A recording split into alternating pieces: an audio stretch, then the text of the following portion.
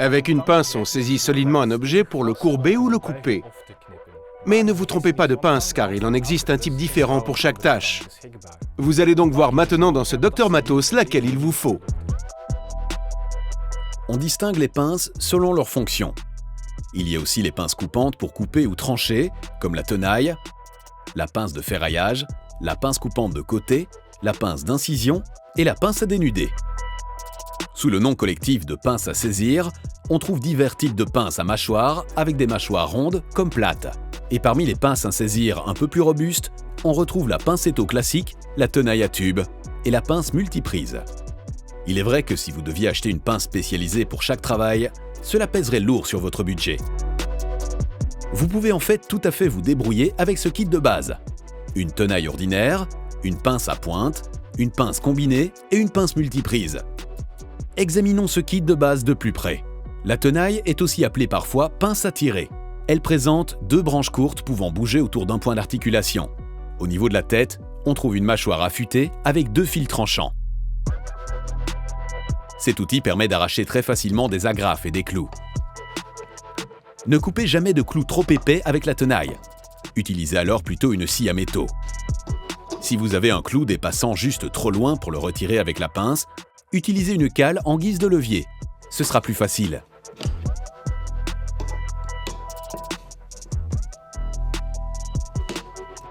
La pince à pointe, elle, a un tout autre aspect.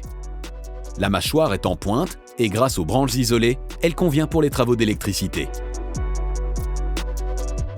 La pointe permet de manipuler facilement de petits boulons ou des fils électriques.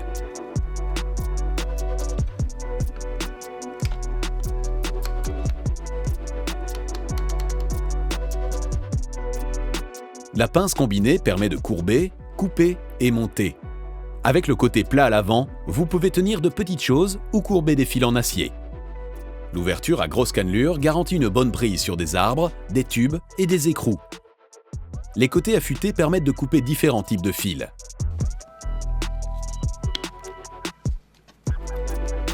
Et puis, il y a encore la pince multiprise. La mâchoire s'ajuste en fonction du diamètre du tube à serrer. Les dents inclinées de la pince permettent de serrer la pince droite sur un tube rond de manière à avoir toujours une bonne prise. En plaçant la pince directement sur vos conduites, vous pourriez risquer d'endommager le tube lors de la manipulation de la pince.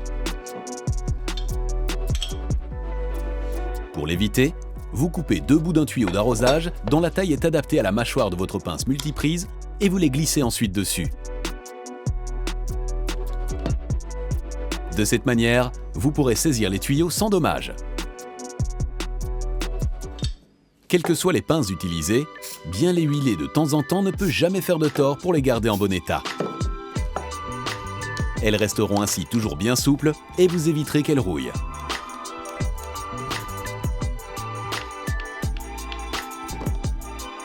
La pince de ferraillage est un modèle un peu plus spécialisé. Cette pince présente une petite mâchoire affûtée. Les longues branches permettent d'exercer beaucoup de force sans effort. On utilise cette pince pour couper de fins fils de fer ou des clous, mais grâce à la tête spécifique, elle est aussi très pratique pour tresser du fil de fer.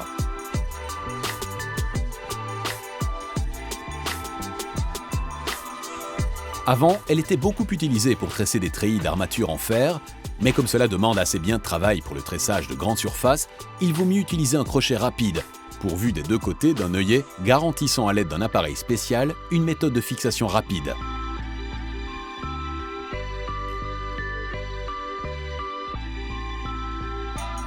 Une autre pince coupante est la pince coupante de côté. Comme les branches sont isolées, elle convient pour couper des fils électriques. On utilise également cette pince pour couper du fil de fer ou de fins treillis en fer sur mesure.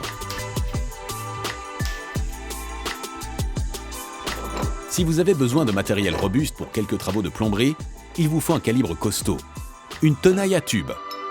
Cette tenaille est dotée d'une forme spéciale et est utilisée pour tenir des conduites pendant que vous devez les visser ou les dévisser. Utilisez une pince pour saisir un des tubes, tandis que vous utilisez l'autre tenaille à tube pour visser ou dévisser l'autre tube.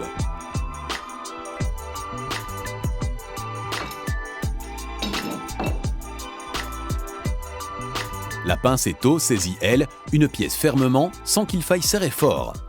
La vis réglable à l'arrière sert à adapter le mécanisme de serrage selon la taille de l'objet à serrer.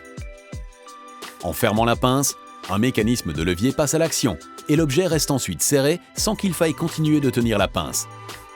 La pince est rouverte à l'aide d'un petit levier spécial.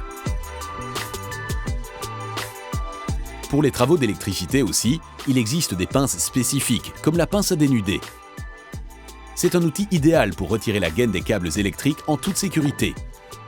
Les branches sont en effet isolées.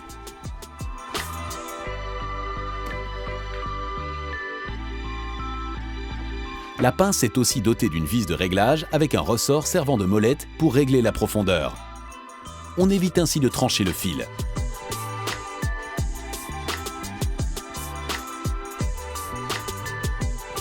Et en dernier, nous avons la pince à téléphone. C'est en fait simplement une pince à pointe dont la mâchoire est encore courbée.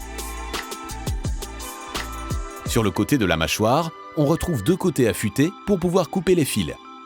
Les branches sont isolées. L'outil convient donc pour les travaux d'électricité.